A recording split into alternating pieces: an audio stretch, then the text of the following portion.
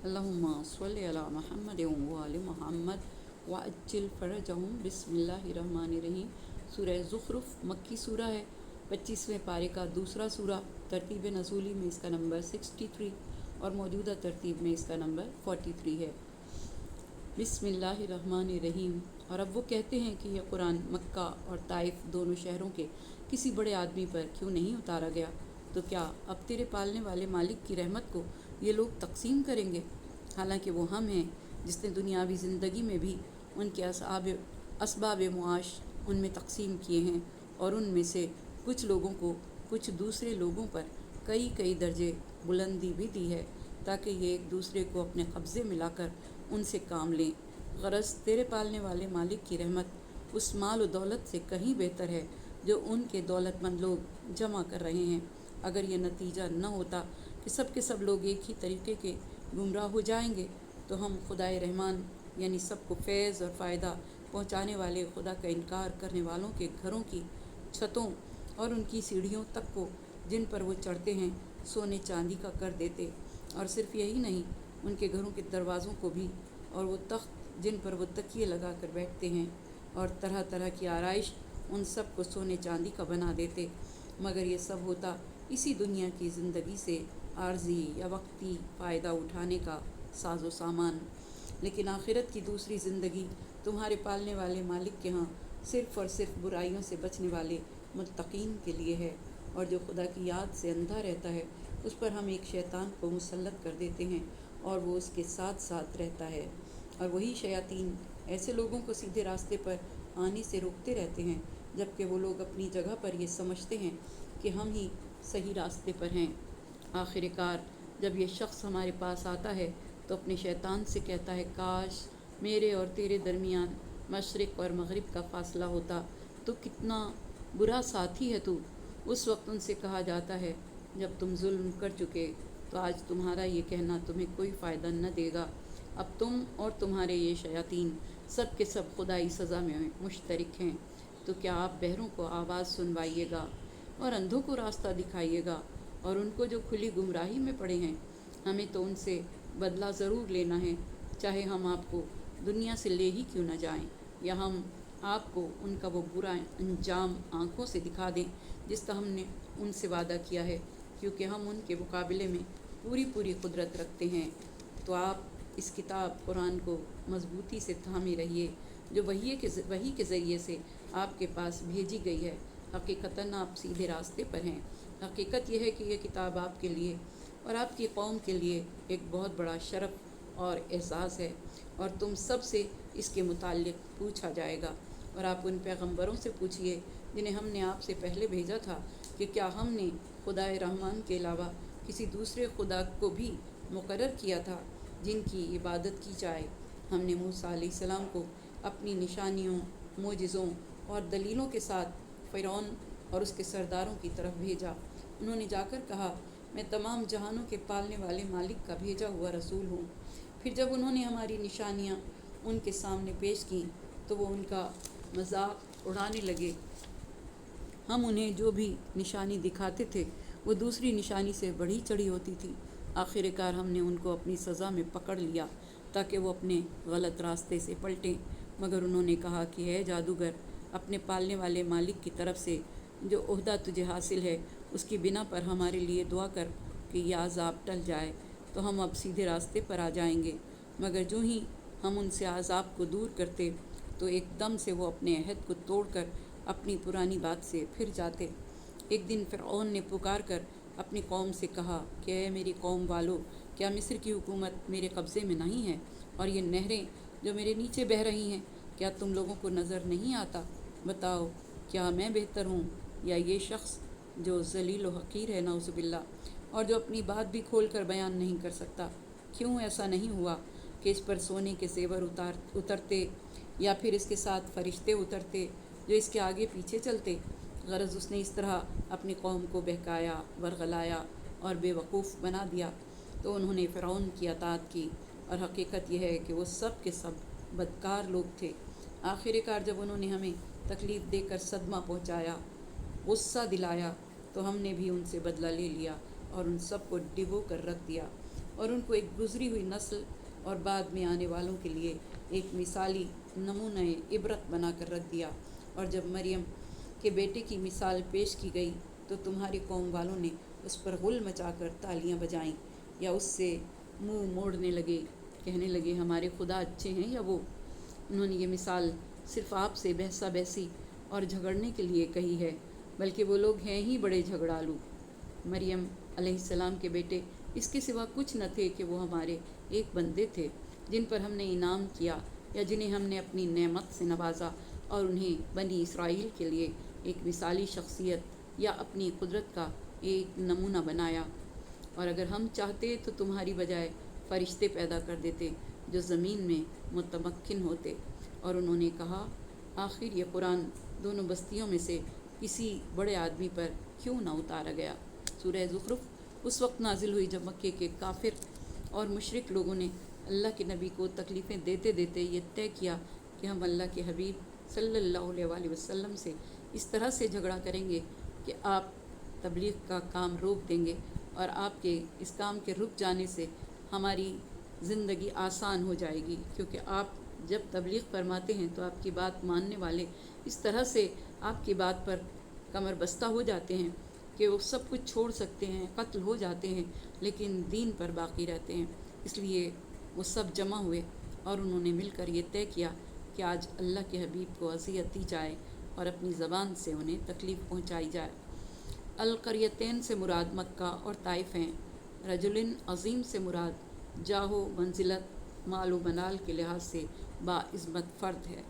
ایک دن حضور اکرم صلی اللہ علیہ وآلہ وسلم مکے میں صحن کعبہ میں اپنے چند ساتھیوں کے ساتھ تشریف فرما تھے کہ قریش کے چند سردار جن میں ولید بن مغیرہ مخزومی، ابو البختری بن حشام، ابو جہل بن حشام، عاص بن وائل السہمی، عبداللہ ابن ابی امیہ اور ان کے ساتھ اور بھی کافی سارے لوگ جمع ہوئے، اور رسول خدا صلی اللہ علیہ وآلہ وسلم بھی اپنے چند اصحاب کے ساتھ مسجد الحرام کے صحن میں تشریف فرما تھے، اور آپ اپنے ساتھیوں کو خدا کے امر و نہی کے بارے میں تعلیم دے رہے تھے۔ مشرکین کے سرداروں نے ایک دوسرے سے کہا محمد صلی اللہ علیہ وآلہ وسلم کا کام بڑھتا جا رہا ہے اور ان کا معاملہ بہت وسیع ہوتا جا رہا ہے، لہٰذا آؤ اور اس کے کام کو ابھی سے روکیں اور اس کی سرزنش کریں اور اس حال میں کر دیں کہ یہ گوشہ نشین ہو جائے، اس سے بحث و مباحثہ اور احتجاج کریں تاکہ یہ رسوا ہو جائے نعوذ باللہ، اور اس کا معاملہ سست ہو جائے اور اس کے ساتھیوں کے نزدیک اس کا مقام و مرتبہ کم ہو جائے۔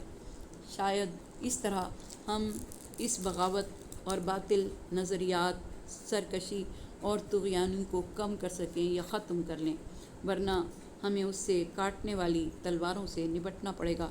ابو جہل نے کہا کہ کون ہے جو اس سے گفتگو کرے گا اور اس سے بحث کرے گا؟ تو عبداللہ ابن ابی امیہ نے کہا کہ اس کے لیے میں ہوں، کیا تم لوگ مجھے اس کے مقابلے میں بحث و مباحثہ اور مجادلے کے لیے کافی نہیں سمجھتے؟ ابو جہل نے کہا کہ کیوں نہیں۔ بس وہ سب اکٹھے ہو کر آپ کے پاس آئے اور آ کر کہا کہ اے محمد صلی اللہ علیہ وآلہ وسلم، اگر خدا نے کوئی رسول بھیجنا ہوتا تو وہ مکے کے ولید بن مغیرہ یا طائف کے عروہ بن مسعود ثقفی کو رسول مقرر کر دیتا۔ اسے کیا ضرورت پڑی تھی کہ ان جیسے دولت مندوں اور بارسوخ افراد کے ہوتے ہوئے آپ جیسے مفلس شخص کو اپنا نبی بناتا؟ نعوذ باللہ۔ آپ نے فرمایا تمہارا یہ کہنا کہ یہ قرآن مکہ اور طائف کے کسی بڑے آدمی پر نازل کیوں نہیں ہوا کہ مکے میں ولید بن مغیرہ اور طائف میں عروہ بن مسعود ثقفی ہے؟ اللہ تعالیٰ دنیا کے مال و دولت کی وجہ سے کسی کو عظیم قرار نہیں دیتا جیسے تم لوگ قرار دیتے ہو۔ اس کے نزدیک مال دنیا کی کوئی اہمیت نہیں جس طرح تم اس کو اہمیت دیتے ہو، بلکہ اگر دنیا اور اس کا مال اللہ کے ہاں مچھر کے پر کے برابر بھی کوئی اہمیت رکھتا تو اللہ کفار کو پانی کا ایک گھونٹ بھی نہ دیتا۔ اللہ کی رحمت کی تقسیم تمہارے ذمے نہیں ہے کہ تم جسے چاہو دو، اپنی رحمت کو وہ خود تقسیم کرنے والا ہے۔ وہ اپنے بندوں کے بارے میں جو چاہتا ہے وہ کرتا ہے، اس سے کوئی سوال کرنے والا نہیں اور وہ کسی سے ڈرتا بھی نہیں جس طرح تم ڈرتے ہو۔ وہ کسی کے مال سے نہیں ڈرتا اور نہ وہ کسی کی حالت سے ڈرتا ہے، وہ سب کو جانتا ہے۔ وہ کسی کے بارے میں طمع اور لالچ نہیں رکھتا جیسے تم ایک دوسرے کے مال میں طمع اور لالچ رکھتے ہو، اس وجہ سے کسی کو نبوت کے لیے خاص نہیں کرتا اور نہ ہی وہ کسی سے خواہش پرستی میں محبت کرتا ہے جیسا کہ تم کرتے ہو، اور نہ ہی غیر مستحق کو مقدم کرتا ہے جیسے تم کرتے ہو۔ اس کا معاملہ عدل کے ساتھ ہوتا ہے۔ اس کے ہاں کسی کے مراتب و فضائل نہیں مگر اس کے لیے جو اس کی اطاعت میں سب سے زیادہ ہو، خدمت میں زیادہ ہو۔ وہ کسی کو مؤخر نہیں کرتا مگر اس کو جو اس کی اطاعت میں سست اور کاہل ہو۔ جب وہ ایسا ہے تو وہ کسی کے مال و دولت کو نہیں دیکھتا، بلکہ مال و دولت تو اس کا فضل ہے۔ اس کے بندوں میں سے کوئی اس پر کاری ضرب نہیں لگا سکتا۔ اس کے ہاں یہ نہیں کہا جا سکتا کہ اگر تو نے فلاں کو مال میں فضیلت دی ہے تو ضروری ہے کہ اس کو نبوت کی فضیلت بھی عطا کر۔ کوئی اس کو اس کے ارادے کے خلاف مجبور نہیں کر سکتا، اور نہ کوئی اس کو کسی چیز کے ساتھ لازم قرار دے سکتا ہے، کیونکہ کسی نعمت کا ہونا یہ اس کی مہربانی ہے۔ اے عبداللہ، کیا تو نہیں دیکھتا اس نے کس طرح ایک کو غنی قرار دیا ہے لیکن اس کی شکل بڑی بدصورت ہوتی ہے، اور کسی کو وہ کتنا خوبصورت بناتا ہے لیکن وہ مال میں محتاج و فقیر ہوتا ہے۔ ایک کو شرف دیتا ہے لیکن محتاج و فقیر کر دیتا ہے۔ کسی غنی یا امیر کو یہ حق حاصل نہیں کہ وہ اس سے کہے کہ مجھے غنی یا امیر بنا، یا حسن و جمال بھی دے۔ کسی خوبصورت اور حسین کو حق نہیں کہ وہ اس سے کہے کہ مجھے غنی اور امیر بنایا ہے تو حسن و جمال بھی دے۔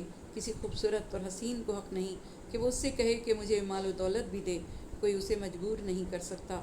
حکم اللہ کے اختیار میں ہے، وہ جسے چاہے تقسیم کرتا ہے اور جو چاہتا ہے وہ کرتا ہے۔ وہ اپنے افعال میں حکیم ہے، وہ اپنے اعمال میں محمود ہے۔ جب ان لوگوں نے کہا کہ مکہ اور طائف کے لوگوں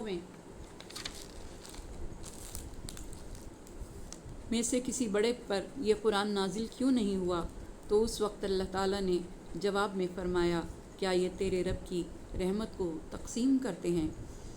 اے محمد صلی اللہ علیہ وآلہ وسلم، بلکہ ہم ان کے درمیان متاع دنیا تقسیم کرتے ہیں۔ ہم نے بعض کو بعض کا محتاج بنایا ہے، کسی کو مال کا محتاج بنایا، کسی کو خدمت کا محتاج بنایا۔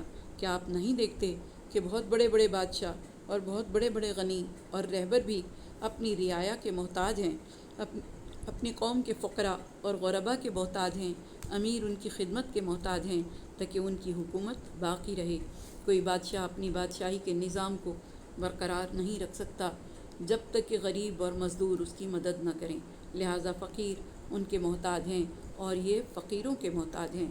فقراء اگر مال کے محتاج ہیں تو بادشاہ اور امیر ان کی خدمت، ان کے علم اور حکمت کے محتاج ہیں۔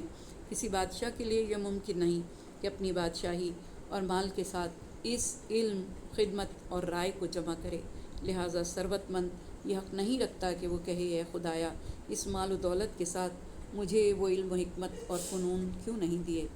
پھر اللہ نے فرمایا، وَرَفَعْنَا بَعْضَهُمْ فَوْقَ بَعْضٍ، ہم نے بعض کو بعض پر درجات میں بلند کیا ہے تاکہ وہ ایک دوسرے سے کام لے سکیں۔ پھر فرمایا، اے محمد صلی اللہ علیہ وآلہ وسلم، تیرے رب کی رحمت یعنی نبوت اور قرآن اس سے بہت بہتر ہے جو یہ مال دنیا جمع کر رہے ہیں۔ امام جعفر صادق علیہ السلام نے فرمایا، اگر قناعت کرنے والا دونوں جہانوں کی ملکیت کا مالک ہونے کی قسم اٹھائے تو خدا اس کی قسم کو پورا کرے گا، کیونکہ قناعت کی بڑی شان ہے اور اس کی نظر میں قناعت کا درجہ بہت بلند ہے۔ اس شخص پر تعجب ہے جو خدا کی تقسیم پر راضی نہیں، جبکہ اللہ تو فرما رہا ہے کہ ہم نے دنیاوی زندگی میں ان کی مشیت کو ان کے درمیان میں تقسیم کر دیا۔ جسے خدا کے فرمان پر یقین ہوگا تو وہ خواہ مخواہ کی پریشانی سے محفوظ رہے گا، اور اگر یہ اندیشہ نہ ہوتا کہ سب لوگ ایک ہی طریقے کے ہو جائیں گے تو ہم خدائے رحمان سے کفر کرنے والوں کی چھتوں اور ان کی سیڑھیاں جن سے وہ اپنے بالا خانوں پر چڑھتے ہیں انہیں چاندی کا بنا دیتے، اور ان کے گھروں کے دروازوں کو اور ان تختوں کو جن پر یہ لوگ تکیہ لگا کر بیٹھتے ہیں سونے کا بنا دیتے۔ امام جعفر صادق علیہ السلام نے فرمایا، اگر کافروں کے گھروں کی چھتیں اور سیڑھیاں چاندی کی اور ان کے دروازے اور چارپائیاں سونے کی ہوتی تو کوئی بھی شخص ایمان نہ لاتا۔ اس کے برعکس خدا نے ایسا نظام تشکیل دیا ہے کہ مومنین میں کچھ افراد کو دولت مند بنا دیا اور کافروں میں کچھ کو مفلس بنا دیا۔ پھر امیر و غریب کا امر و نہی، صبر و شکر سے امتحان لیا۔ معارج کے معنی ہیں سیڑھیاں، اور زخرفن اور ہر طرح کی آرائش۔ زخرف کے معنی ہے زینت، اور زخرفن سے مراد ہے وہ گھر جسے سونے سے آراستہ کیا جائے۔